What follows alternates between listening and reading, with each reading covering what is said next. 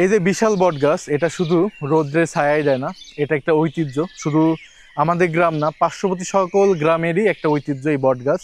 এবং এটা বিভিন্ন ইতিহাসের একটা সাক্ষী। প্রায় ৩০০ বছর, কতগুলো জেনারেশন পার হয়ে গেছে এই বট গাছ দেখে আপনি হিসাব করতে পারেন। এবং সব থেকে সুন্দর বিষয় যেটা আমি উপলব্ধি করতেছি, যে আমার পিছনে দেখুন, সবাই বসে গল্প করতেছে এই ভোরবেলা, এবং উপরে পাখি ডাকছে, পাখির কলকাকলি, এবং সুন্দর শান্ত পরিবেশ, এবং তার নিচে এই গ্রামের সব মানুষ বসে মন খুলে গল্প করছে। এই অনুভূতিটা শুধু গ্রামেই পাওয়া সম্ভব। এবং এবং এত সুন্দর আমার কাছে লাগলো যে আমার মন ভরে গেছে এই প্রকৃতি, এই মানুষজন এবং এই আবহাওয়া দেখে। এখন ভোর ৫টা বাজে, সূর্য ওঠার আগে আমি উঠে গেছি শুধু এই ভোরের সৌন্দর্য দেখার জন্য। গ্রামে ভোরের সৌন্দর্য অসম্ভব রকম সুন্দর। চারিদিকে পাখির কলকাকলি শুরু হয়ে গেছে। কি সুন্দর যে একটা পরিবেশ, এটা ভাষায় প্রকাশ করা খুবই কঠিন।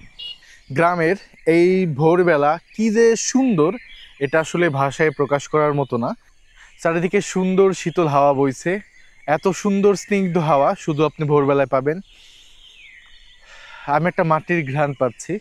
আমি মিনিমাম ৩ থেকে ৪ বছর পর এত সুন্দর ভোর দেখছি। কারণ ঢাকায় যখন থাকি তখন তো ১০টা ১১টার আগে ঘুম থেকে উঠি না, কিন্তু আজকে আমি প্রায় ৪টার দিকে ঘুম থেকে উঠছি শুধু এই ভোরবেলা দেখার জন্য। আজকে আমি ঘুরে দেখাবো সূর্য ওঠার আগে আমাদের গ্রামীণ পরিবেশটা কেমন, এবং আমি দেখানোর চেষ্টা করব গ্রামের আশেপাশে সুন্দর যতগুলো জায়গা আছে ওইগুলা একদম ভোরবেলা। এটা হচ্ছে আজকের ব্লগটাই হচ্ছে ভোরের সৌন্দর্য। আমি এখন চলে আসছি যোগীদাও ব্রিজে। এটা আমাদের পাশেরই একটা গ্রাম, এবং এই জায়গাটা আমার কাছে খুবই প্রিয়।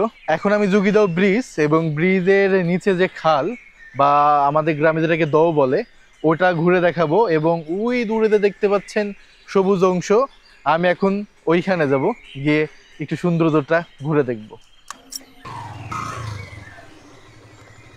আমি এখন চলে আসছি খালের পাড়ে, এবং আমি আজকে ঘুরে দেখাবো পুরো খাল। আমি এখন দাঁড়িয়ে আছি খালের ঠিক পাড়ে। আমার পিছনে দেখতে পাচ্ছেন কি সুন্দর শান্ত টলমলে পানি, এবং পানির উপর ভাসছে কচুরিপানা, এবং কচুরিপানার উপরে আছে কিউট কিউট কচুরিপানা ফুল। মানে চোখ জুড়ানো সৌন্দর্য। এবং ঠিক বিকালবেলা আমরা এই জায়গায় বসে গল্প করি, আড্ডা দেই, এবং বিকালের সৌন্দর্যটাও অনেক সুন্দর। আর এখন আমি আসছি ভোরবেলা, এখন বাজে ৫টা ৩০। আমি এত ভোরে আসছি শুধু ভোরের সৌন্দর্য দেখানোর জন্য, যে আমাদের গ্রাম ভোরবেলা কত সুন্দর লাগে। এবং আকাশ একটু মেঘলা কিন্তু সুন্দর। আচ্ছা, এখন অন্য একটা প্লেসে যাই এবং দেখানোর চেষ্টা করি আমাদের গ্রামের আরও কিছু সৌন্দর্য। আমি এখন চলে আসছি সন্ন্যাসী দিয়ার। আমার পিছনে যে বট গাছটা দেখছেন, এখানে কিন্তু শুধু বট গাছ না, এখানে আছে 3টা গাছ, বট, পাকড় এবং আগাছা। এবং আমার পাশে যে লোকগুলো বসে আছে তারা আমাকে এই তথ্য দিল যে এই বট গাছের বয়স মিনিমাম ৩০০ বছর তো হবেই, কমপক্ষে ৩০০ বছর। এবং প্রত্যেক বছরে একবার করে এখানে বিশাল মেলার আয়োজন করা হয়। এটা আমাদের গ্রামের একদম মধ্যবর্তী জায়গা, এবং ছোটোবেলায় এই জায়গাটায় এসে প্রচুর পরিমাণে ক্রিকেট খেলতাম। খুব স্মৃতি বিজড়িত একটা জায়গা।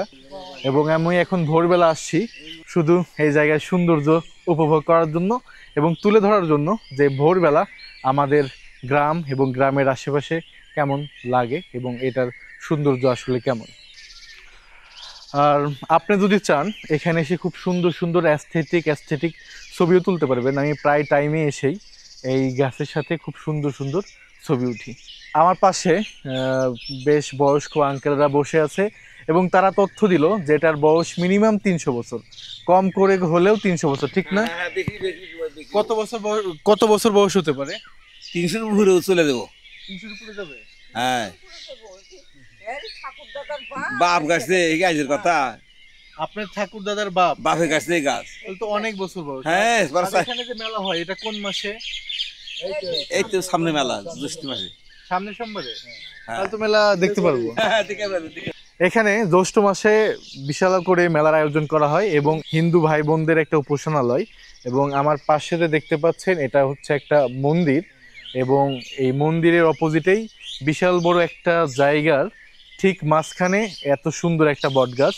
এবং এখন মোটামুটি 5টা 40 বা 45 বাজে, এবং ভোরবেলা দেখেন গ্রামের কত মানুষ এই বট গাছের নিচে বসে গল্প করছে। এই যে বিশাল বট গাছ, এটা শুধু রৌদ্রের ছায়াই দেয় না, এটা একটা ঐতিহ্য। শুধু আমাদের গ্রাম না, পার্শ্ববর্তী সকল গ্রামেরই একটা ঐতিহ্য এই বট গাছ।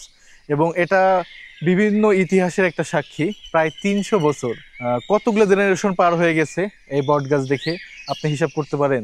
এবং সব থেকে সুন্দর বিষয় যেটা আমি উপলব্ধি করতেছি, যে আমার পিছনে দেখুন সবাই বসে গল্প করতেছে এই ভোরবেলা, এবং উপরে পাখি ডাকছে, পাখির কলকাকলি এবং সুন্দর শান্ত পরিবেশ, এবং তার নিচে এই গ্রামের সব মানুষ বসে মন খুলে গল্প করছে।